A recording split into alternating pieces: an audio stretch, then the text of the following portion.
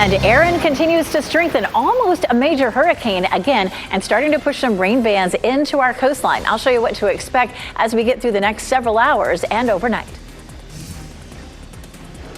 If you are under an evacuation order, take action now before it's too late.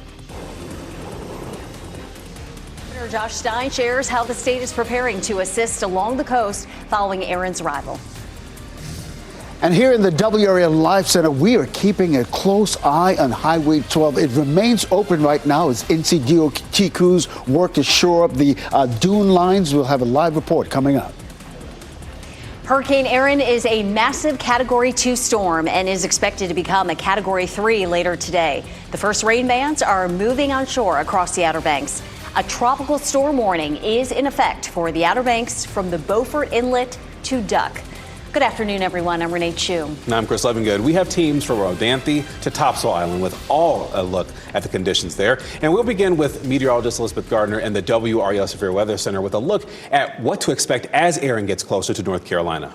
It's really something to see. You should take a look at the satellite view. I mean, this storm is enormous, spreading all the way from the Virginia line all the way down to the Bahamas. And so this is going to be a very impactful storm, especially for the Outer Banks. It has begun to show an eye again. We saw that a couple of days ago when it was Cat 4 and Cat 5. Starting to see that again. That is a sign of some strengthening. This is a look at the latest. It's sitting 365 miles southeast of Cape Hatteras, and that is where the center of circulation is. Moving north at 13 miles per hour, winds at 110. At 111, it's Cat 3, so it's almost a Category 3, almost a major storm right now.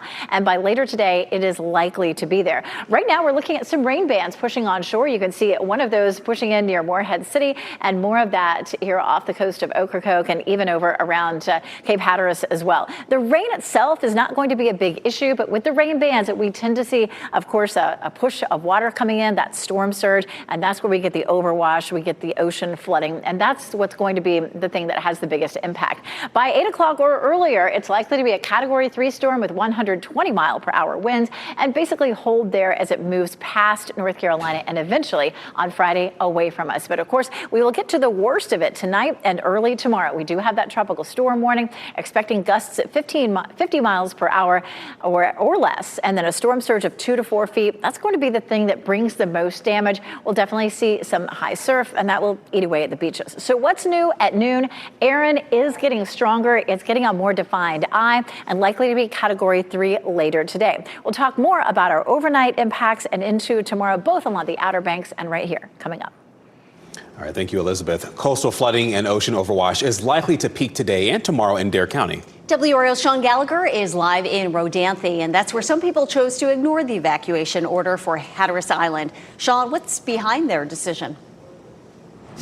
Yeah, those folks live on the sound side where they really don't deal with a lot of flooding unless it's a big hurricane that really hits us directly. But we're standing here on the coast side. As you can see, they're dealing with a lot of flooding. This is where a lot of tourists typically are. And this water, you can see, comes from between the homes. The water finding its way over the banks and flooding out here. But if you think this looks bad, just a little farther south, they're getting pummeled with waves in places like Buxton. Check out this photo we got this morning. It was just after high tide. Those waves easily breaching sandbags put in place to protect those homes that are just so close to the water. And then there's drone footage from Jenny Kuntz as well, showing how powerful the waves were during high tide. And officials say it's only going to get worse with each high tide for the next couple of days. But the locals who are choosing to ride it out say there's a big reason why. You don't want to get stuck on the other side and not be able to get back to your stuff. Then you're forced to either stay with friends or hotels, and then you're forced to 3 meals a day out for you, your family, whoever you have. So we ride it out for that. And Graham tells me they also stay to protect their stuff, ensuring that it gets to higher ground. And you can see they've got front-end loaders here that are here to try and reinforce areas as best they can in preparation for the high tides that are to come this evening and tomorrow. And officials say it's those later high tides that are probably going to be worse than the morning ones. From what they show online, it's about 40% higher. So everybody here gearing up for what's to come in the next few hours. But for now in Rodanthe, Sean Gallagher, WRAL News. And happening now in the WRAL Live Center, we are keeping a close eye on Highway 12. That's the only north-south route running along the Outer Banks. Let's take a look. This is the latest picture posted recently from the NCDOT crews. Crews have been out all day shoring up those dune lines right around there just to keep that water at bay. You can see the heavy equipment there. This is coming into Buxton as you're coming south. This front-end loader heading north. This is a situation there where as they shore up those dune lines, they're trying to keep that water as big.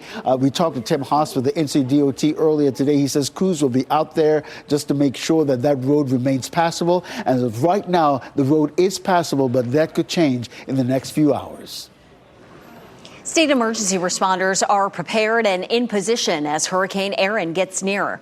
Today, Governor Josh Stein also said federal assistance with disaster response and recovery has been lagging. That's after WRAL broke the news yesterday that federal reimbursement for damage from Hurricane Helene is just now beginning to come in. WRAL Capitol Bureau Chief Laura Leslie is live at the State Emergency Operations Center, where the governor made those comments just 90 minutes ago. Laura. Renee, we've been telling you for months now that federal disaster assistance, including hurricane preparedness funding for North Carolina, has been very slow in coming. Nearly $200 million has already been approved but has been held up by FEMA.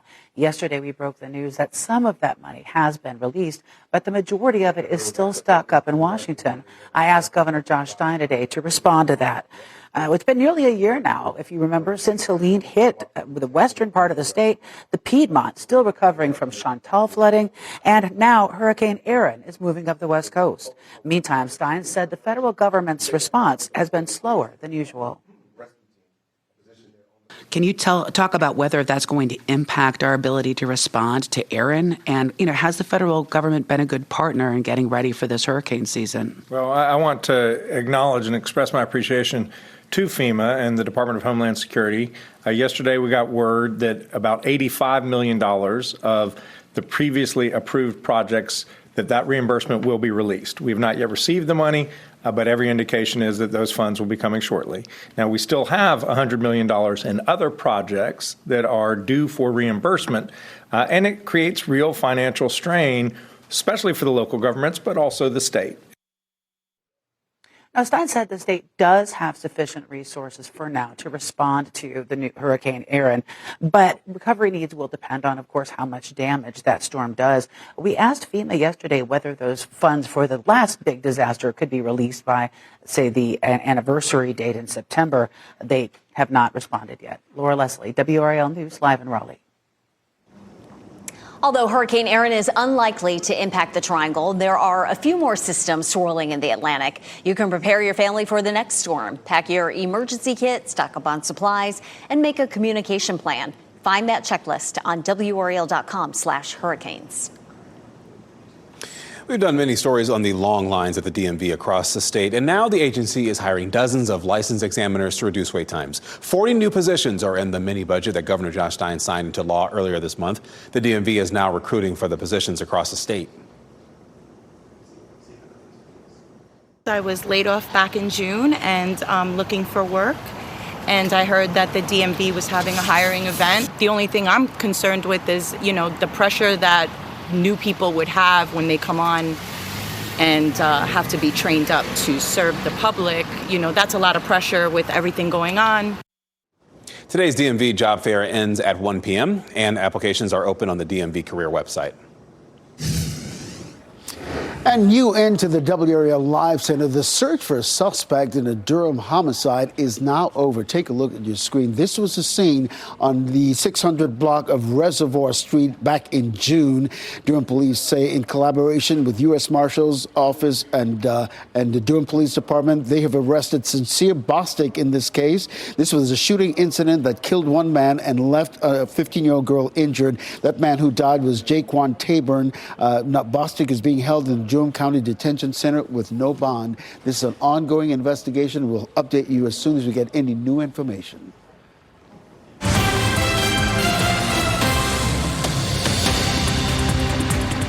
State education leaders want more students to take classes to better prepare them for college and their careers. It's part of a new 5-year strategic plan launched today. It's the first joint plan between the state superintendent and the school board. By 2030, the goal is to raise ACT scores, improve graduation rates, and increase participation in advanced placement and career development courses. State Superintendent Mo Green acknowledges that parts of the plan will be challenging given recent funding and law changes.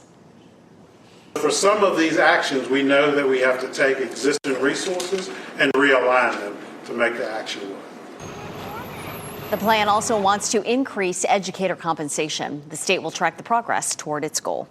Wake County schools are adopting new emergency response protocols. And beginning in the 2026 school year, the district voted to stop using codes red, yellow, and green. The new protocol includes 5 actions: hold, secure, lockdown, evacuate, shelter. Now, most of these measures are similar to protocols the district already uses, but the new plan helps streamline communication.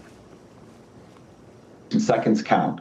And so to have very clear and distinct language that school staff know it, the teachers know it, the principals know it, the kids know it, the law enforcement response agencies know it. That's all creating a more effective response to a crisis.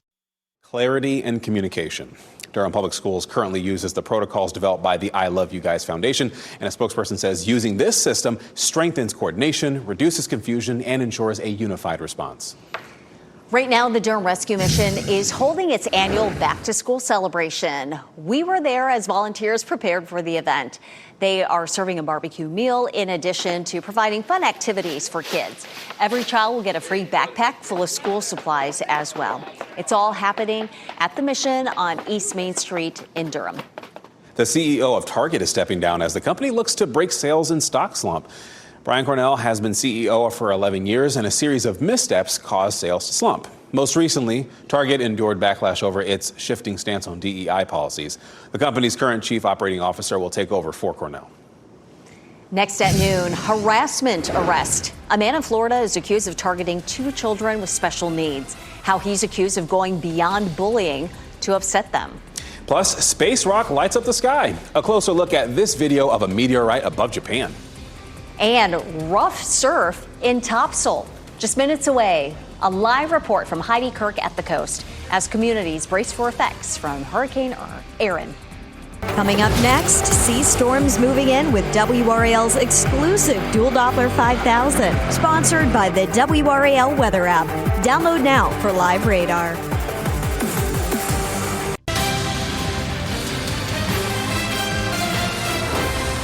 Police are investigating a stabbing at a Durham park. It happened just before 9 o'clock this morning. This was the scene on Liberty Street when our crew got there. We're told one man was injured. His condition has not been released. Officers are searching for the attacker. Police in Fuquay Marina have released the name of a motorcyclist who died in a crash. This was the scene as Sky 5 flew over Coley Farm Road. A truck and motorcycle crashed just before 4 yesterday afternoon. Fuquay Marina police say 20-year-old River Jackson was on the motorcycle. He died at the scene. No word on what led to the crash. A man in Florida is charged with harassing special needs students in his neighborhood. Neighbors reported the 61-year-old man to authorities after a family with 2 children say they were targeted. Sheriff's deputies say that he used his home security camera to turn on his sprinklers, and that was reportedly to spray his neighbors on purpose as they waited for a school bus. Somewhere in his heart, there is 0% compassion. So we thought the best thing to do was bring him here and give him a lot of other neighbors inside of a jail cell. And he's going to have to learn to get along with people.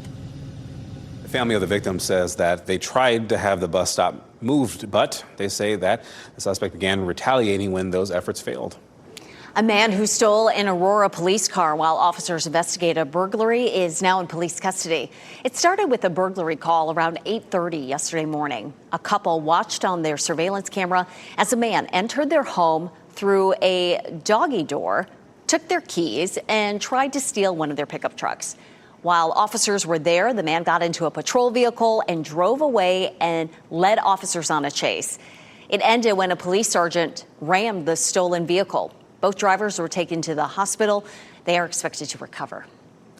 A coach at a famed Iowa gymnastics center faces federal child pornography charges. Police in Des Moines say Sean Gardner used a hidden camera to film young gymnasts as they were changing clothes. He was suspended from Chow's Gymnastics and Dance Institute in 2022 after an athlete reported him for inappropriate contact. Several Olympians have trained at Chow's, including Shawn Johnson. A driver's dash cam captured the moment a meteorite flew across the sky over western Japan. That footage shows the moment that a meteorite lights up the skies there in Kagoshima. And the flash of light was visible for hundreds of miles. And some people even reported feeling the air vibrate from this. Hurricane Erin has been the top weather story in recent days. But what else is brewing out in the Atlantic? Meteorologist Chris Michaels takes a closer look at two other systems out there in today's Ask the Meteorologist. It's that time of the year when you have multiple storms to track across the Atlantic basin. These storms commonly forming off the coast of Africa. Now, the one that has a 60% chance near the Caribbean islands, it's moving into some cooler water that's been upwelled by Hurricane Erin. And there's also fronts that are helping to take that out to sea. So we're not really concerned about that potential system. We do see some showers and storms coming into the mix, but it's not due to any sort of tropical or named system. Aside from that, a 40% chance of development off the African coast. This is the latest look at some of these spaghetti models taking it closer to the equator and more of that southern track. But again, anything that forms in that part of the world, if it affects the U.S., it takes more than 10 days. So we got to kind of limit our expectations as to where that's going to go from here on out. But as I was saying, this is a common time of the year for us to see more activity. Hurricane season peaks usually between now and mid-October. The climatological peak is on September the 10th. All right, swinging into our weather forecast, we're talking specifically about Hurricane Erin and how it seems to be, what is it? It's a category, it's supposed to be in category 3 at some point today there, Elizabeth. It is category 2 just by 1 mile per hour. It's at 110 right now. 111 makes it a category 3. So it's very close and likely to go ahead and strengthen slightly as we go through the next several hours. So likely to be category 3 as it moves past North Carolina. So that's a change from the previous forecast. And take a look at, I mean, it's just a massive storm. It has begun to form a new eye. We had that yesterday. It's kind of rotating around, so it's not completely definitive, but it's trying, certainly. And then we're starting to see some of those outer rain bands pushing in to North Carolina right now. Notice how far to the west this goes. I mean, all the way down here, almost to Charleston, South Carolina. And if you went straight north of there, you'd be past Raleigh. Now, the computer models that we use, are pretty good most of the time, but they're certainly just guidance, and they're really not showing much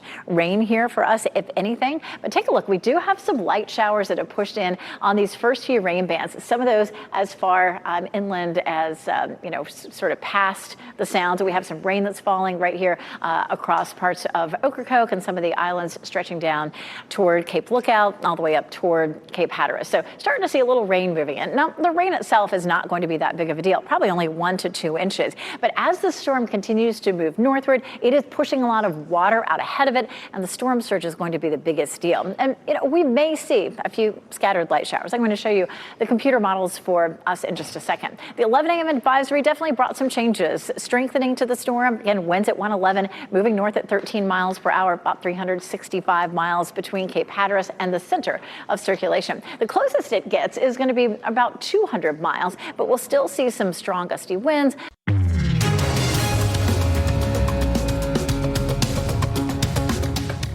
A recent study found breakfast cereals marketed to children may be getting even worse. 5 on your side's Keely Arthur is here with how to make smarter choices while at the grocery store. The study looked at newly launched breakfast cereals between 2010 and 2023, specifically geared to kids age 5 to 12. And check this out. Over that time, the fat, sodium, and sugar content trended higher, while some of the good stuff like protein and fiber dropped. Sugar levels in these cereals were especially concerning. On average, one serving had 45% of the recommended amount of added sugar a child should have over an entire day. Cereals are convenient and can be a good source of some nutrients. That's why choosing the right one really makes all the difference. When shopping for cereal, don't just look at the front of the box. Flip it over and take a close look at the ingredients list and the nutrition facts. Ingredients are listed in order of amount from most to least. So whole grains like whole wheat, oats, or barley should be the first ingredient. And I want you to take a look at portion control. Most people don't realize they're feeding themselves or their child far more than the recommended serving. Keely Arthur, 5 on your side. Packing lunches for your children can often feel overwhelming, but it doesn't have to. Think of packing by food groups and break down what's in their bag. You want to have a grain, a protein, fruit, and veggies. If possible, slide in a healthy fat as well as dairy. We need to make sure that we're giving them those nutrients to help fuel them through the day. So again, we need protein, healthy fats, they need calcium. We want to make sure that they are getting energy, they're getting calories. Dietitians recommend avoiding foods that come from packages like chips and crackers, and that's because they're low in nutrition. Measuring Aaron's impact, how the armed forces is helping meteorologists gather data on the hurricane. Plus, dramatic explosion. New video shows the moment a building shattered following a crash. And here's a look at your winning lottery numbers.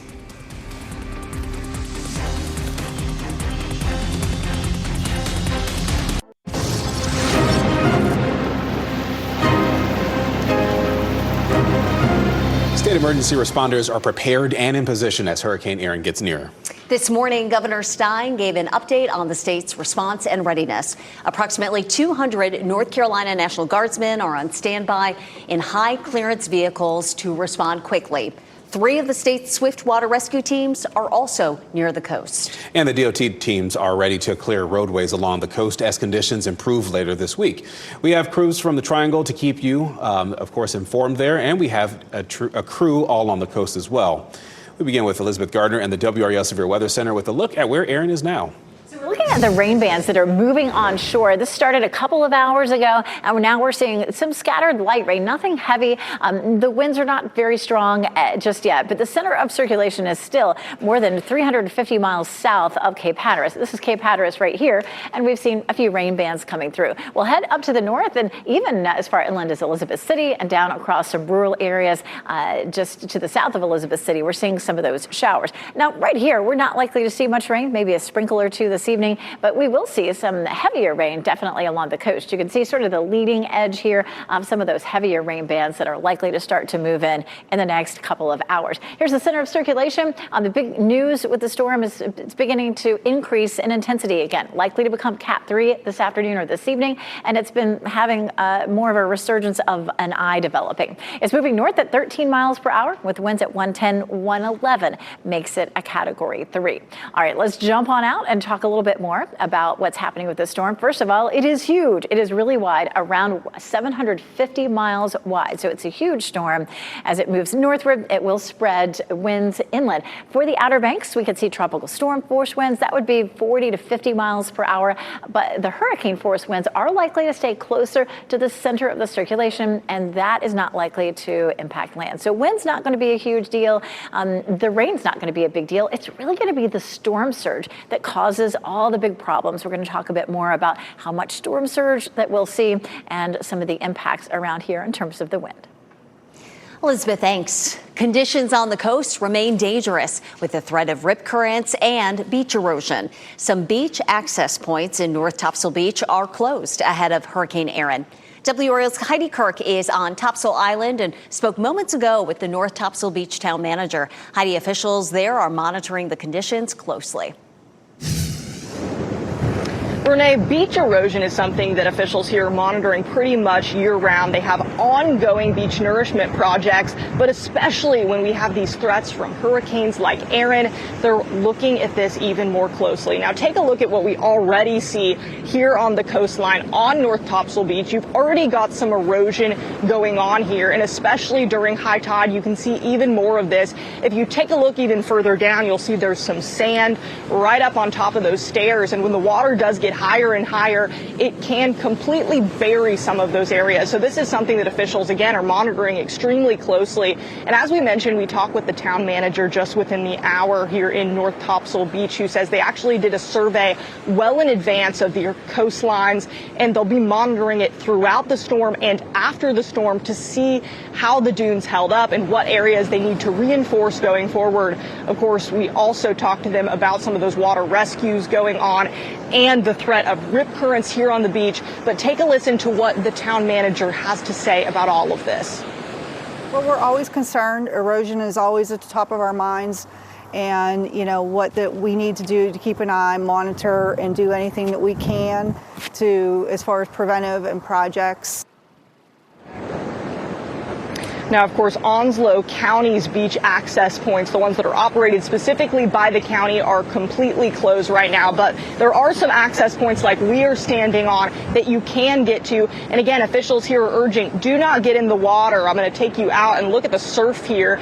Even though it looks calm in some portions, underneath the water, there is that extremely high threat of rip currents. In fact, I'll mention just within the last 30 minutes or so, we saw the fire department go by with some rescue boats with their sirens on, likely heading to a water rescue. So that's the big message, the big takeaway here. If you're out here on the coastline, you want to stay away from that water because it can be quite dangerous.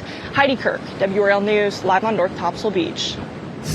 And happening now in the WRAL Live Center, we are keeping track of Erin as it moves up the coast. Let's start where Heidi was just a little bit ago, give you a live look at Topsail Beach, courtesy of the Sea Vista Hotel there. The good news is people are staying out of the water. We saw a couple of people there on the beach right now, but they currently staying out of the water.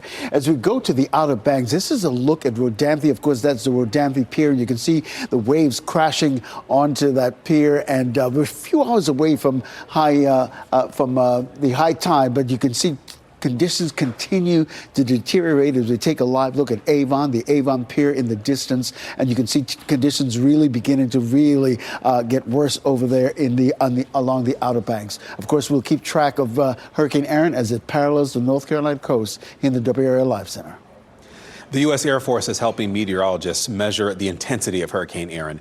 Air Force Reserve hurricane hunters are working with partner agencies to collect real-time data, and that includes info on waves, currents, and atmospheric turbulence Erin is causing. The squadron dropped buoys into the ocean ahead of Hurricane Erin, and forecasters expect the center to remain far offshore, but the outer edges of the monster storm will bring high winds, large swells, and life-threatening rip currents. The interactive hurricane tracker on WRAL.com allows you to see Erin's past, present, and future. You can zoom in for day-by-day tracks, wind speeds, and directions to see where the worst is likely to hit, so you can stay safe. A Wilmington man charged with crashing into a veterinary building and causing an explosion is due in court today. Police say Jason Beach was driving while intoxicated at the time of the crash. The crash ruptured a gas line leading to the explosion. The building was under construction, but no one was inside. Witnesses described the chaos. It knocked me across the street. It was so loud. I've never heard anything so loud, and it's just, you could feel it through your chest. 4 Wilmington firefighters were injured in a second explosion. 3 have been released from the hospital. The 4th had severe burns and was transferred to the UNC Burn Center, where he will have surgery today. Well, tonight could be your lucky night. The Powerball jackpot now stands at $643 million, the largest Powerball jackpot in over a year. Now, if a player wins the drawing tonight, the cash value of the jackpot is nearly $300 million. The winner can also choose 30 graduated payments over 29 years. Now, we have spoke with at least one player who's hoping to cash in on tonight's drawing. I'll probably go buy a house and then maybe another house and then try to start selling the houses, rebuilding houses, start flipping them. And then I'd get a bunch of cars and start doing the same thing. All right, got a plan. Not mad at him. The odds of winning are 1 in 292 million, though. But in order to win, you have to play. You can watch the Powerball drawing tonight here on WRAL just before our 11 o'clock newscast. Breezing through airport security, the advantages and cost of a new program that can get you to your gate even faster. Expanding an expensive brand. Louis Vuitton isn't just creating luxury leather goods. It's new makeup line that's costing triple digits per item.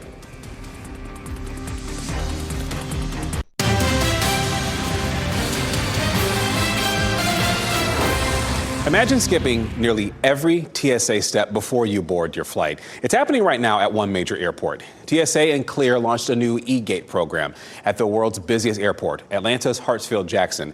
The lanes are open to Clear Plus members, which requires a sign-up process that involves one government-issued ID.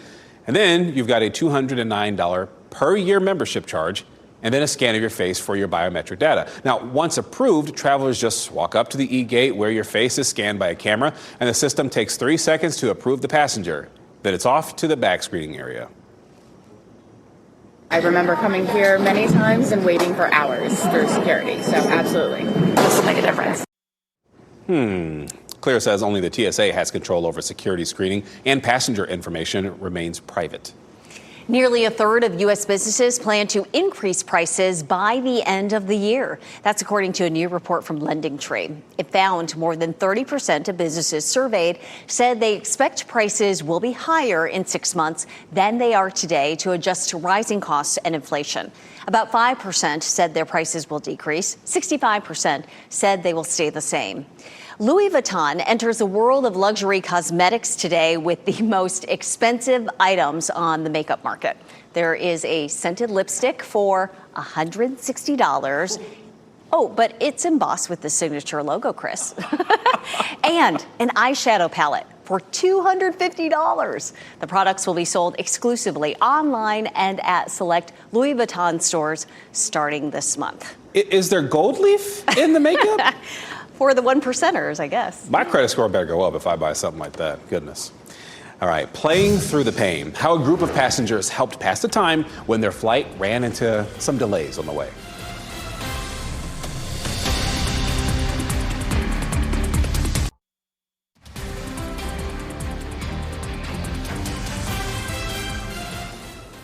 Getting a live look at Carolina Beach this afternoon. It seems that some people are out and about there. Some people in the water too, though as Aaron approaches, not a good idea to be in the water along the coast. We're watching closely for that as that develops. Dare County remains under a state of emergency as Aaron makes its way north. And we have crews that are in the area who have been showing us the deteriorating conditions. And joining us to talk a little bit about the plans to recover from the storm is Dare County Emergency Management Director Drew Pearson. Thank you so much for joining us this afternoon, Drew. Well, Chris, thanks for having me, and I look forward to giving you some information. But about recovery, let's talk about ocean conditions first. We need to keep people out of the ocean. In Dare County, we have double red flags flying. People need to stay out of the ocean anywhere in North Carolina. It's a life-threatening risk.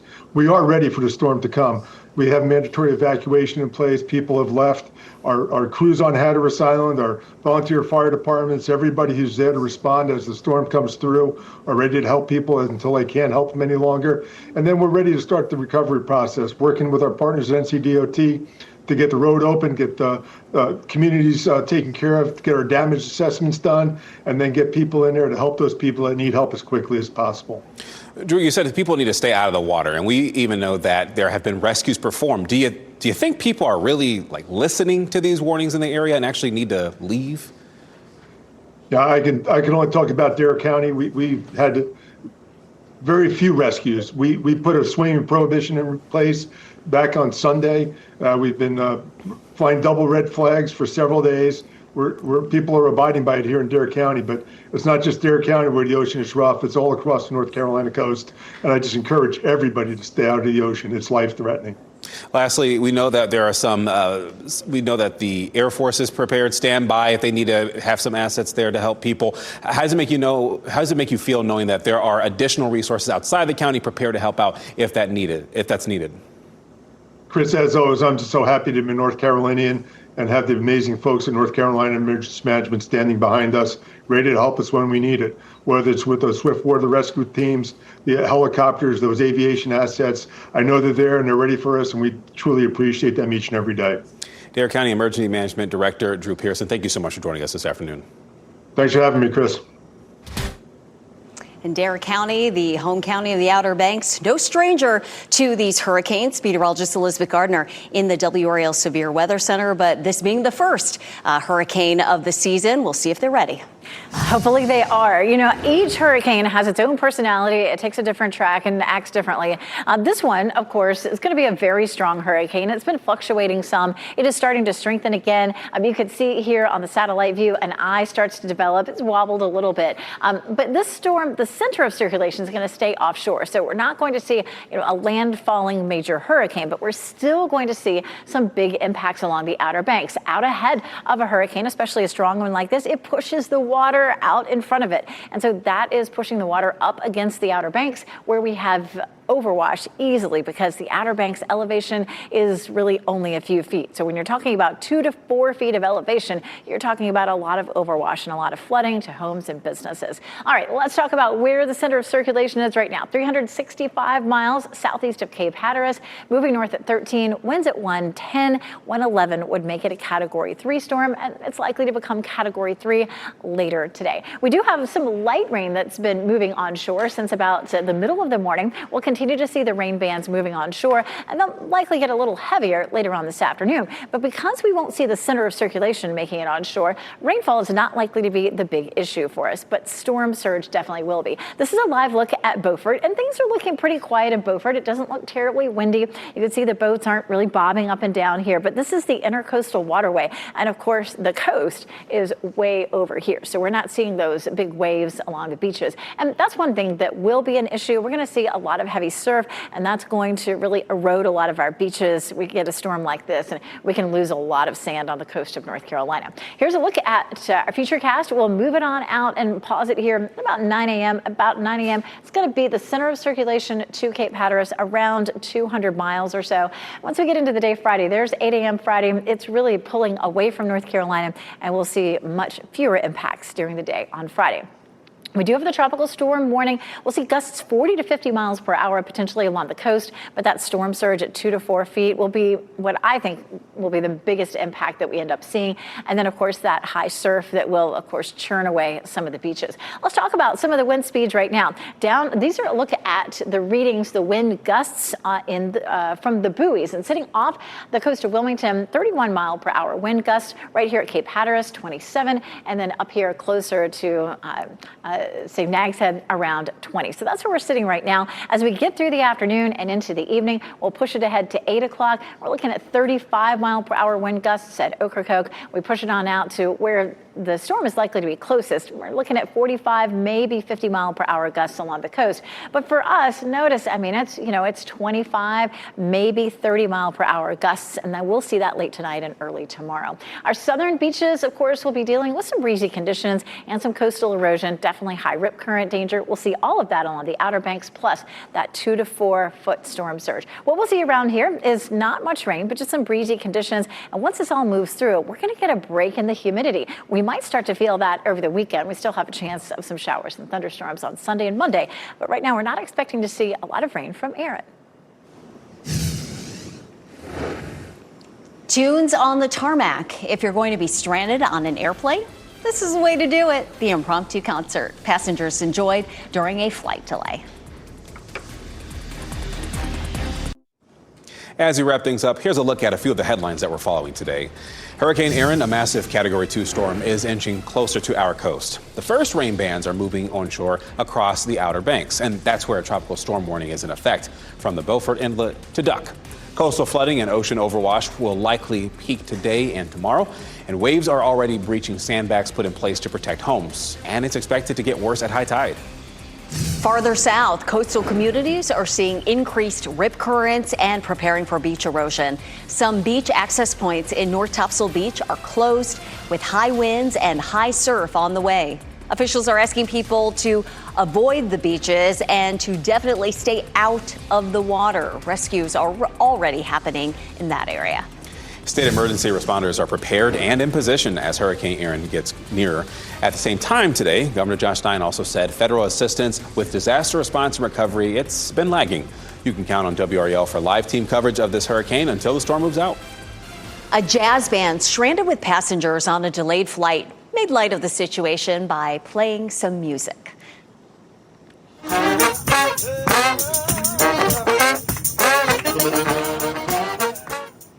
Yeah, they're good. The 5-member band boarded a flight from St. Louis to Seattle when they were hit with delays. So the plane was rerouted to Boise, Idaho because of mechanical issues. That's when one of the flight attendants asked them to play a number or two for the passengers and crew. Passenger spirit is lifting our spirits because at the same time, we're looking for something to do. And we've been given this incredible gift that at any moment, any given moment, you can take and use that gift, like in the delay on the plane, and pour joy into the world, pour joy into the passengers and the people that are like frustrated. How fun is that? And, if that person looked familiar, it's because you've seen Marcus Anderson on our newscast numerous times. The NCCU grad tours with numerous performers. Nothing fun ever happens on the flights I'm on. Goodness. Thousands of pets need you. Clear the Shelters is going on now through August 31st. This Saturday, Orange County Animal Services will have fun and activities for the whole family, plus waived adoption fees for available pets. Lots of wagging tails waiting for you. Visit WRAL.com/shelters to learn more. Our pet of the day is a sweet, playful girl from Cat Angels Pet Adoptions. Rosie is 5 months old, full of personality. She's especially close to her brother and would love to find a home with him. Contact Cat Angels NC to meet Rosie and her brother. NBC News Daily is next on WRAL. Your next local news update in 30 minutes. See you soon. Keep watching WRAL News over the air Channel 34 and Spectrum Channel 1257.